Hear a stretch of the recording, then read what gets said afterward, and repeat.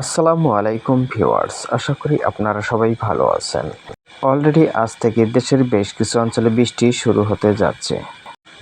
দেশের বেশ কিছু অঞ্চলে শুরু হয়েছে।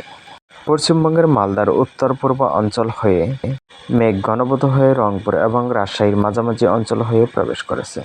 রংপুর রাজশাহীর বর্ডার অঞ্চলের দুই সাইড হয়ে এই মেঘ প্রবেশ করেছে। এছাড়াও সন্ধ্যার পর রাজশাহী বিভাগের বেশ কিছু অঞ্চলে নতুন করে স্থানীয় মেঘ ঘনীভূত হয়েছে। এছাড়াও সন্ধ্যার পর থেকে অলরেডি এখনও কিন্তু রংপুরের কুয়াকাটায় আরও একটি মেঘ ঘনীভূত হচ্ছে, যার কারণে কয়েক ধাপে ঝড় বৃষ্টি শুরু হয়ে গেছে বেশ কিছু অঞ্চলে। এছাড়াও চলমান রয়েছে বৃষ্টি।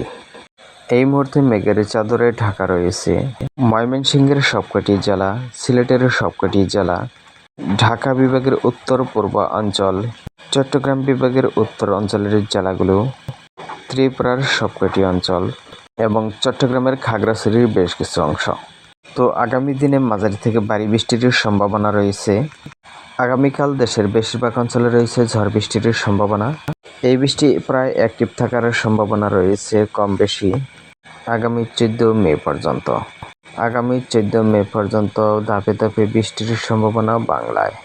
এছাড়াও প্রবল বজ্রপাত সহ কালবৈশাখীর সম্ভাবনাও রয়েছে।